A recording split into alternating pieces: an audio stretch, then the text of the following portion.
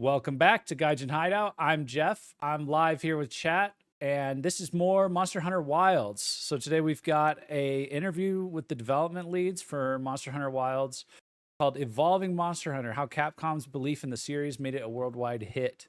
Brought to you by IGN. So we'll go ahead and just get right into it because it's a good 10-minute interview. Curious to see what they have to say. Real quick, if you're interested in watching a noob finish out his first Monster Hunter game ever, I would strongly encourage you to check out my Twitch at twitch.tv/Gaijin Hideout and drop a quick follow there. Would appreciate it. Anyways, let's get into it. Evolving Monster Hunter. We're up here because there's going to be subs down here and they bleed over. So. まずこのモンスターハンターワイルズをまず作るにあたって、出すタイミング的にも、正直今ぐらいのタイミングで考えておりましたし、そのタイミングでは次世代プラットフォームもパワーアップした形になっているっていうことが想定されてましたので、そのタイミングで出せる、技術を使って、モンスターハンターの世界をもう一回描くっていうのが今回のコンセプトでもありテーマにもなってました。ですので、もちろんゲームの、検証もいっぱいしていきましたけど、技術検証っていうのもさらに多くやってきて、ここまで来ている状態です。ワールドを発表した頃前後かな、なんかグローバルでその時やっぱ主流だったのって結構シューターというか、対戦するゲームが多かったんです。I wasn't prepared for this one. I wasn't prepared for this. Hold on. Let's up a little bit. I wasn't prepared for the three-liner. Okay. Shooters and competitive multiplayer games were the mainstream in the global market among games people played together. They look so tired, LMAO. It does seem like a tight deadline, but I guess they're talking in terms of having planned this out since World. So it must be really busy to get a game like this out. 協力し合って遊ぶゲームってほとんどなくて。That's true. There really haven't been a lot of like games I've been thrilled about doing co-op with. 絶対自信があると思って日本で育った、実績もあるので、絶対その日本人の感覚がその海外に通用しないとは思ってなかったので、協力して遊ぶ楽しさっていうのを素早く手に届けようっていうのは。Make sure players could quickly enjoy playing with others. 結果それがうまくモンスターハンターでしか味わえないゲームっていうふうに評価していただけ。So they really care a lot about the co-op, I guess. That's interesting that they grew it in Japan that way. That's definitely got a big buff, based on what we played in the Wilds beta. Being able to have your own entire world co-op now. So always was a big thing. Okay, cool. たので、そこは多分自信持てるとこなんだろうなと思って、そこはもう全然変えなくていいんだろうなとは思っています。なんかワールドの時はお供のちょっと可愛い演出というか、デザインみたいなやつも、ちょっとハイエンドなゲームとしてはちょっとそういう描き方をすると受け入れない人もいるかも。Wouldn't accept depictions like that in a somewhat high-end game. Yeah, you can kind of tell with World, maybe they were trying to go for the appeal to the Western cool factor, like it's dinosaurs, alligators, stuff like that. But I'm glad they kept the cute palicos. もしれないよみたいな話があったんですけど、我々やりたい、ある程度やりたいように、でもそれでもこれぐらい可愛い方がいいじゃないかって言ってやったやつがすごくこう受け入れていただいて、大丈夫じゃないか。お供なので、お供の立ち位置は結構ワールドで控えめにしたんですよね。でもなんか意外とというか結構受け入れていただいたので、なので今回思い切ってこのワンオフというか、本当に個性をちゃんとしっかり、描くそのお供として今回描き切ろうっていうので、ちゃんと物語にもその。You know what? You want to know what I think? I think overall, they're it feels like in World, stylistically, they kept it very conservative. So as not to scare off new Western players from it being both a really deep game and it's too weird or too Japanese-y, too anime or whatever. Because I noticed a lot of the monsters that I don't recognize from other games because they weren't in World, they're the ones that are like more exotic, more like more far-fetched maybe, or like almost cartoony. And the ones in World are all like, it's stuff that like would vibe with like a Western audience. Like I'm from Florida, so I know like alligators and like reptiles and lizards and stuff like that.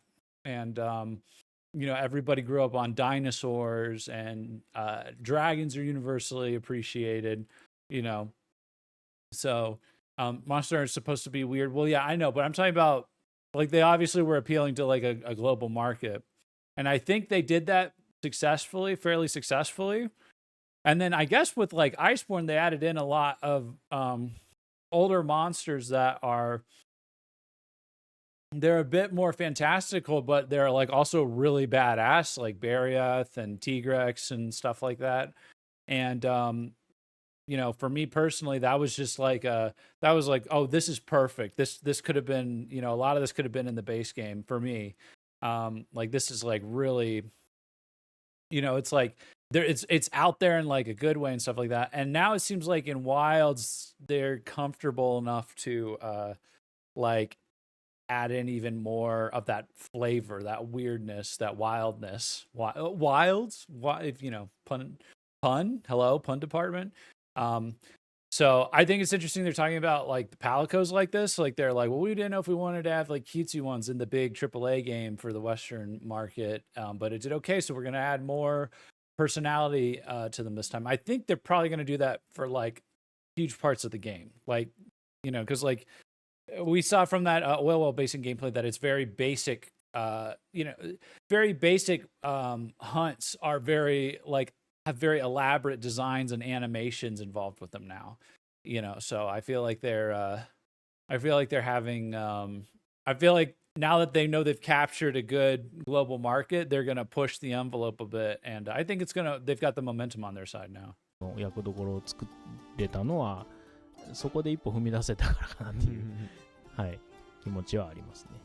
あとはそのお供の話もありますけど、最終的には受け入れられてっていう話になってるんですけど、逆に言うとワールドというかやっぱり海外のとのコミュニケーションがやっぱ取り。Oh, calm down, Psychotrip. You guys love my puns. You love my boomer puns. My dad puns. There's also the factor of it being easier for us to communicate with overseas fans since World. っていうのと、そこの意見を聞けるようになってきた体制に set up so that we can now hear their opinions. This is really cool. 僕たち開発自体もそこにすごくコミュニケーションを取ることの意識が高まってきたっていうのがあって。 We're more conscious as developers to communicate with those fans. And they're like doing the, you know, they did the interview with like Rurikon and a bunch of other YouTubers. It's been really cool to see how they like communicate with Western fans. I'm a fan of many, you know, Japanese franchises, and I'm used to them kind of just not caring at all about Western fans' input, I guess, you know.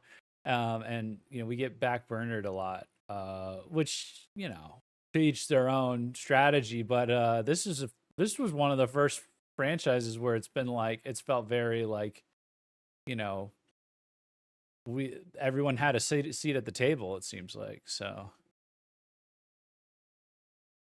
やっぱりいろんな話Western devs don't give a fuck about their customers. Yeah, a lot of them don't at this point. So that's why that's a big part of why there's such a huge demand for Japanese games. I really believe that is that, you know, you can appreciate stuff from other cultures all day long, but like Japan's particularly special because there's a lot of stuff that they do in Japan that like Westerners appreciate, even if it's like, you know, done for a Japanese market. We like big monsters, we like dragons, we like fantasy, we like all this stuff, and we could get it from the West, but you know, like you said, a lot of times the Western devs they don't really give a fuck about us. So sometimes even being a second-class citizen for like in a Japanese fan base, Japanese games fan base is like preferable to the slop we're getting shoved down our throats in the West. So 意見を海外の意見ももらって、それが意見がどこに問題があるのかみたいなをやっぱり考えるっていうことの習慣っていうのはすごくワールドでついたなとも思いますし、それはでもそもそもで言うともう別に海外関係ない話で、What was it he said? Sorry, let me back that up. The thing right before it. That let us get lots of opinions, including from overseas players. 海外の意見ももらって、それが意見がどこ And に so 問 we 題があるの developed the か habit みたいな during World を of やっ thinking ぱり about where those 考えるっ problems ていう may こ lie.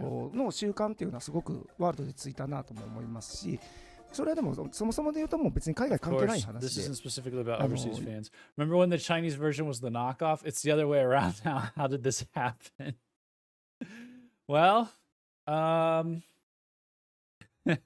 if you look at how many Western companies I don't know, are owned by very gigantic Chinese companies at the top, that might give you a clue.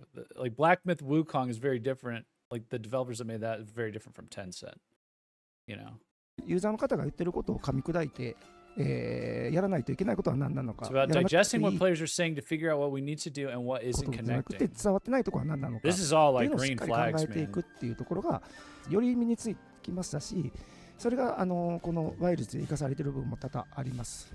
徳田がよく言うモンスターハンターで当たり前だったことを見直した理由っていうのもそこにあ We る。 have reconsidered what's taken as a given in Monster Hunter. Well, that's good because historically that is the way. Okay, when Western developers are not being slot factories, like greedy, greedy slot factories, the ways that they have overtaken like Japanese developers, especially in RPGs, is they would challenge what was taken as a given, or they would do things that like Japanese developers would take as a given. Like they really, you could argue like last decade they really innovated in like a lot of things in terms of like action RPGs, open world RPGs, before it all went downhill. You had Fallout, you had Skyrim, you had like a sub, and that was coming after years of like Japanese dominance with like Final Fantasy and God knows what else on older generations. So it's good to see that they're doing this. It's good to see the Japanese taking risks or looking to update old systems, things like that, because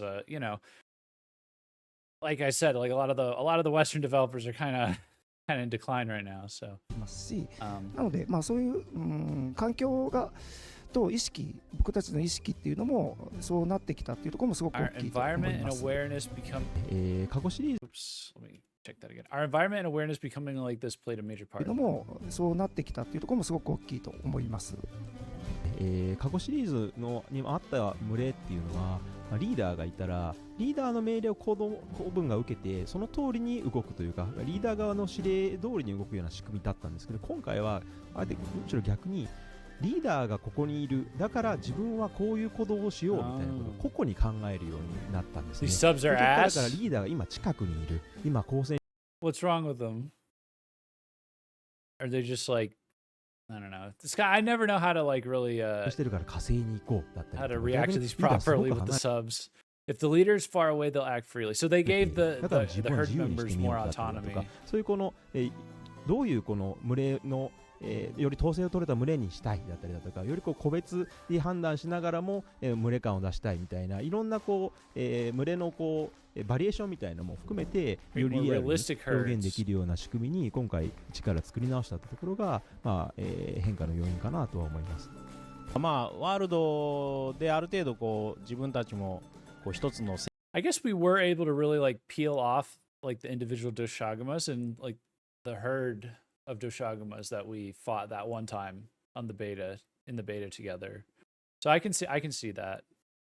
ワールドである程度自分たちも一つの成果としてモンスターハンターのこの生態系をしっかり描いて没入感のあるフィールドを作ってそこにハンターとして入っていってハント、狩りっていうこと自体にしっかり没入できるゲ Our goal was to ー create ム an デザイン immersive を目指そう experience ということ entering で that そうい as ったものは a hunter も and ともと hunted. モンスターハンターでもすごく思い描いてた部分でもありますし、それをさらに今回は伸ばしていこうというのでフィール Yeah, ド Wombo, I と guess 拠 you're 点 right も that シー they ムレ have ス wanted に to do してい this った since り the beginning. 人の動きでもちゃんとシームレスにどんどん変化していったり動いていったりっていうのを We've made hunters' movements more seamless as well. 今人の動き I で really もちゃん felt とシ that ームレ in ス the にどんどん beta 変化していったり動いていったりっていう comparing の to を World. どれだけロードを挟まずにつないでいけるかみたいなところはかなり意識的にやらせていただいて、そういうことで、世界にどんどん没入していけるんじゃないか、より今まで以上に世界に没入したゲームにできるんじゃないかっていうのはかなり初期の頃から意識して取り組んでました。Let me see if I can hide this real quick. Hold on. Let me get this out of the way. Yeah.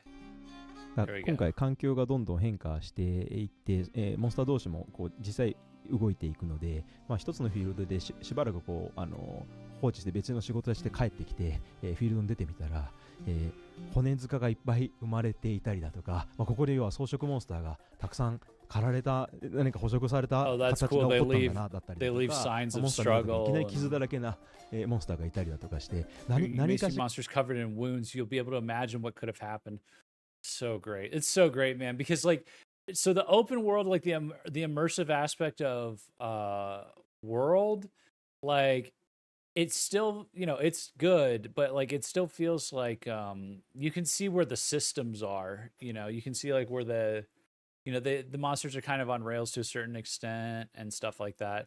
This, what they're describing, it gets me more hyped the more I hear about it, and just from what I've played, like, yeah, I genuinely wouldn't necessarily be able to predict the behavior of some of these monsters. I'd be able to detect the patterns, but like patterns in terms of like, oh, this is like where the herd hangs out, not in terms of like, oh, this is how the less so in terms of like, oh, this is how the AI works.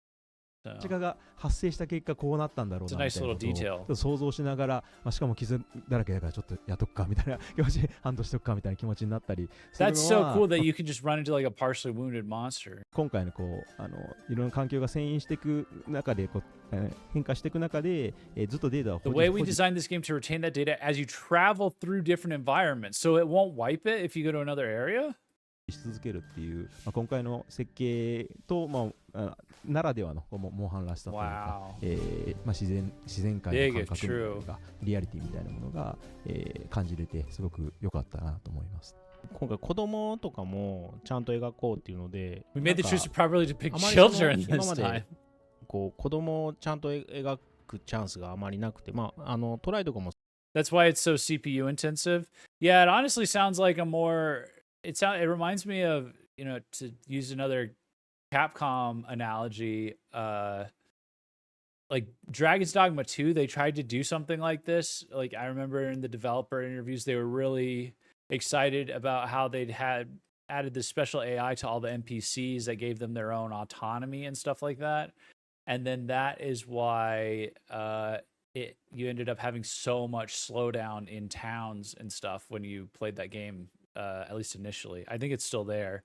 But you would have like massive frame drops and stuff because like it was a large concentration of these like advanced NPCs or whatever, and it would just turn into like a slideshow for some people. So you'll want to kill all the NPCs a little, yeah. But yeah. There's no way they will have multiple biomes loaded at once. That'll be so taxing on your rig. Yeah, maybe when they said like running through multiple environments, they just meant like the multiple parts of the one biome. Like it keeps it all loaded there. I can see them keeping the data of what monsters was last there, but there's no way the windward will be active while you're in the forest. Yeah. I mean, we'll have to see. I don't really know. I don't really know how the limitations of this would work. Well, people would go on full town murder sprees. Yeah, Dragon's Dogma 2. Yeah, of course. 7 Rebirth has the ability to tailor how many NPCs are on the screen. Maybe Monhun too. Yeah, that's a good. Yeah, I remember that. And it helped. it helped a bit. So, but yeah, I think in this case, the majority of that's going to just be monsters. So I don't know how many actual people there's going to be, but こう子供をちゃんと描く we didn't have チ many ャンス chances があ to まり do な that く in て、the まあ past. Depict トライと children, か I も少し guess. やったんですけど、 Been その trying. 子供たちがこうアイルーとこう戯れる瞬間とかをこうセットされてるわけじゃなくて、そういう状況になった時に Monster NPCs were never that many, though. Yeah, small monsters is the problem. Oh, okay. そういうことをやり始めるっていうのを目の前で見たときに、なんかいい場所だなってこういうなんかいわゆるアイルーみたいな、お供みたいな獣人族とその子供たち Oh, が they finally got like kids playing 無 with the 邪気に animals. That's cute. 戯れてるっていうのがまあ、大人はちょっと何こいつみたいな空気も出すんだけど、子供は結構積極的に楽しんでるみたいな、この空気感の違いを目の前で見ると、なんかすごくこう、こういう世界だよなって思って見れるので、なんかそういうのを一つ見るだけでも。Wasn't DD2 incredibly laggy towns early on LMAO? I'm pretty sure it's still very incredibly laggy in towns. But yeah, like Wambo said, just kill them all. You can't just kill them all. Get a little dragons, just catch a little dragon's plague and take them all out, you know? 感じれるので、改めて感じたっていうのはありますね。これはワールドの時からそうですけど、いわゆるこう広さで It was less of a big deal because you could revive anybody that you killed if you wanted to bad enough. これはワールドの時からそうですけど、いわゆるこう広さで、広さを作ろうっていうことが目的ではなくて、Creating a wide open space is not our モンスターハンター goal. の世界をしっかりこう描いていくって中で結果的に広くなったりつながってい The ったり world す has るってこと gotten のが larger and connected as a result of properly depicting the world of Monster Hunter. So this is just their original vision.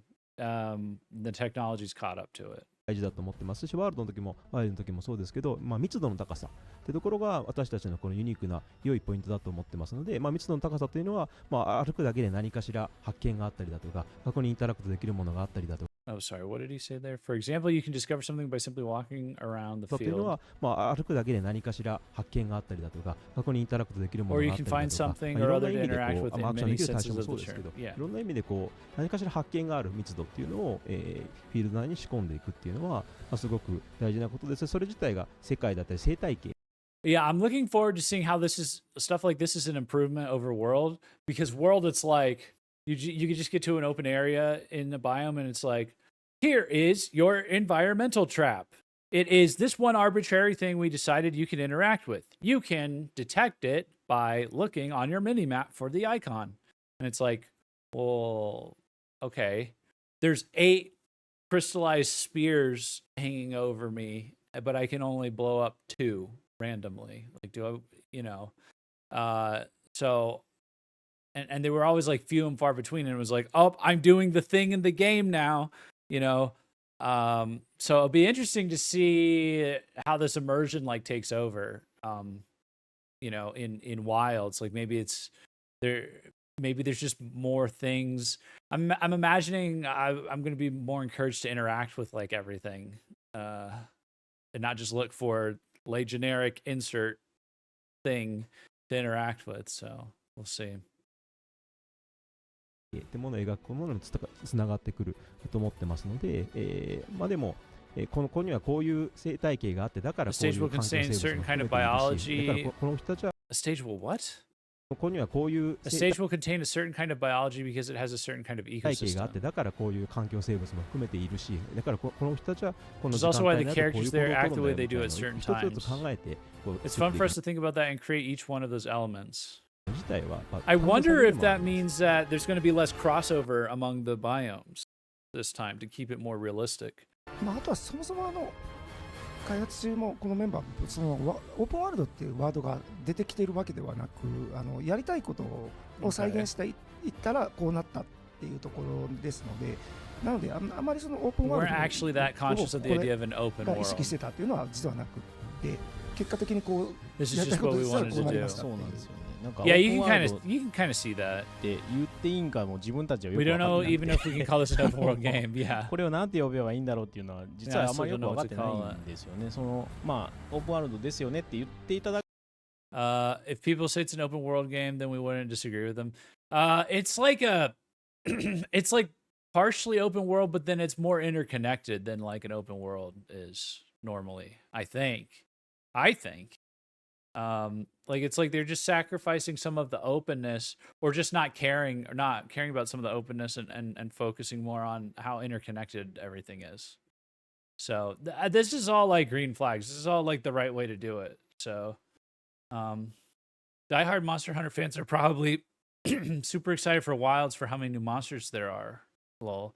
Well, hey, if you're a diehard Monster Hunter fan and you are super excited, let me know what you're excited about in the comments down below.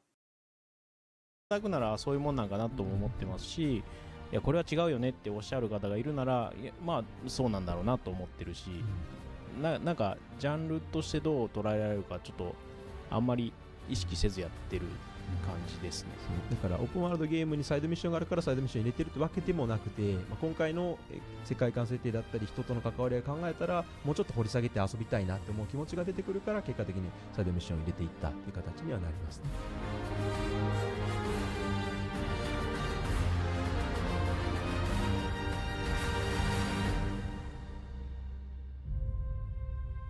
All right.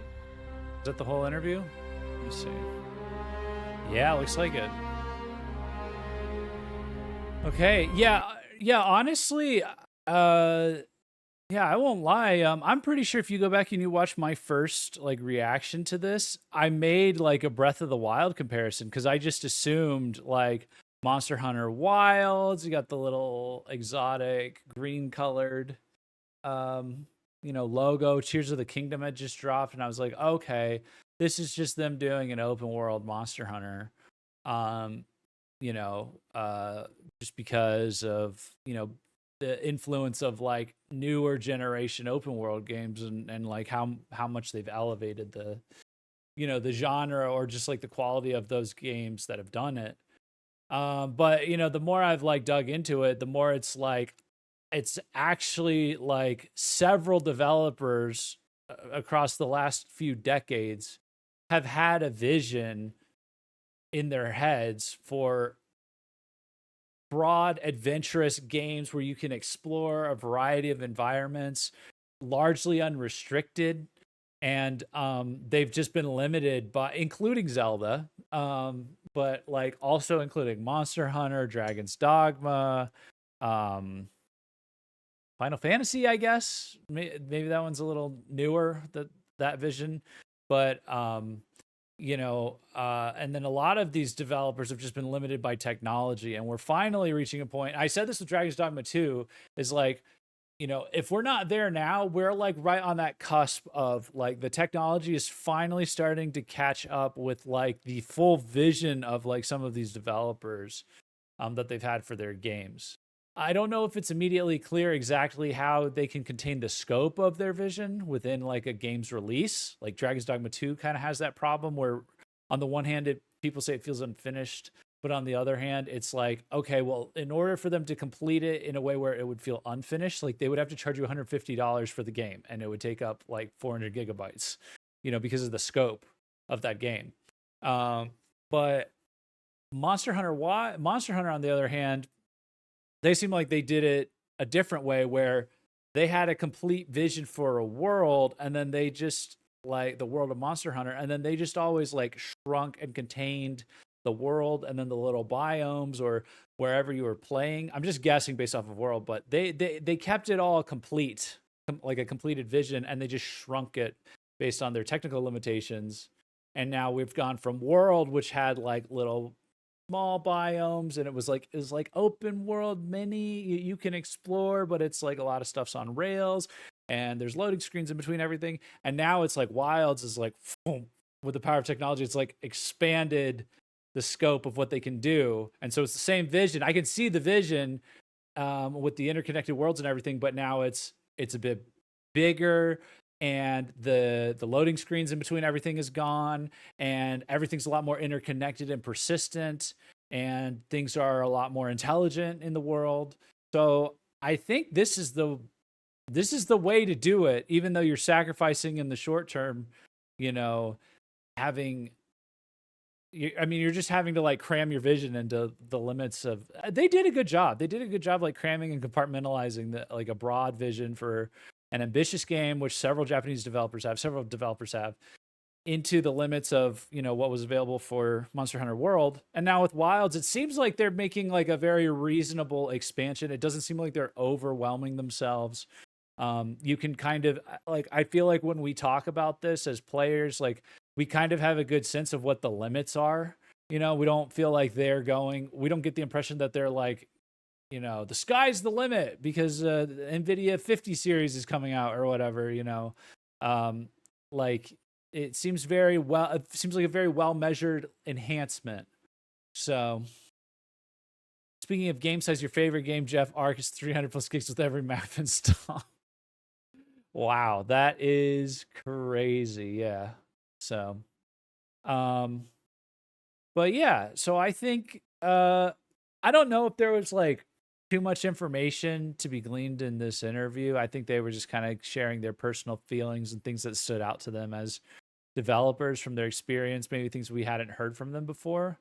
But the overall like impression that I get is it's a very measured improvement. It's very, it's kind of confirming what we thought, which is that it's very, this is very planned, very thoughtful expansion building on, the previous games like they have a history of doing. So I'm sure it's not going to be the perfect Monster Hunter Fantasy, just yet. But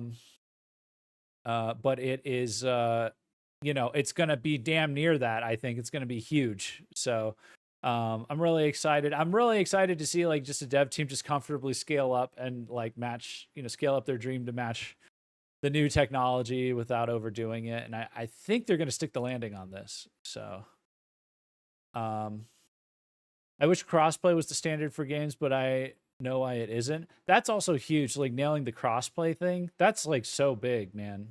So Capcom is what are you talking about? Capcom is a major moneymaker for PlayStation. Yeah, I bet.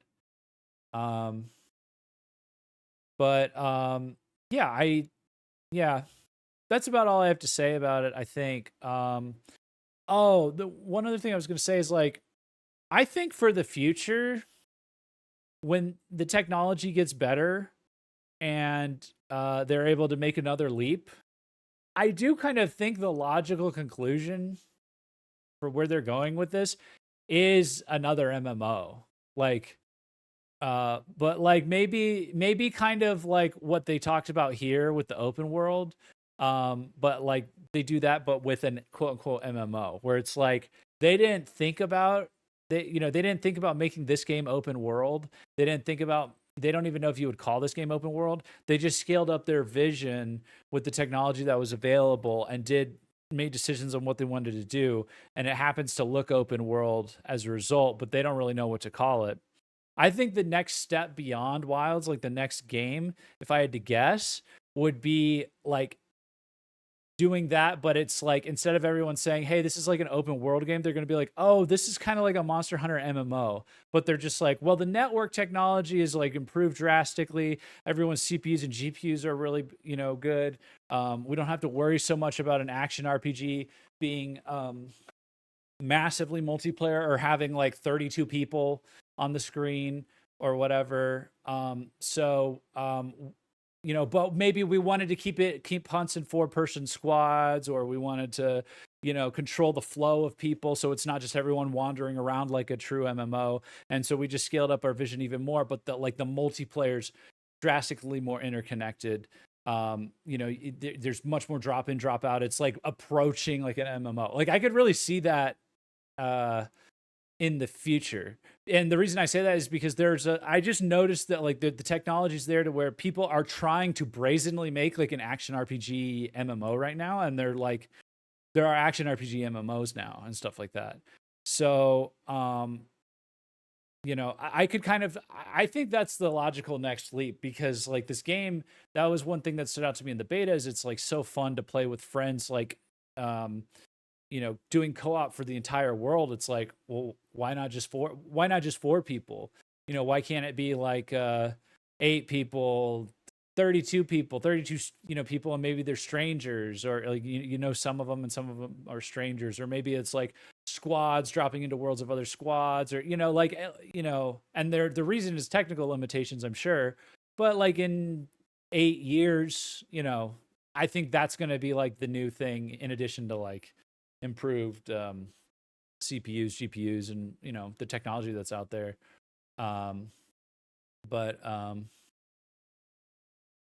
Yeah, honestly, I want to see Frontier 2. Yeah, I'm not really talking about, I mean, I guess I would have to look and see what they did for Monster Hunter Online. But it seems like that was like a spin-off.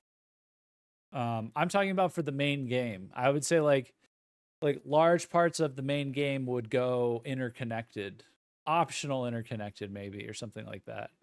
more so than they are now.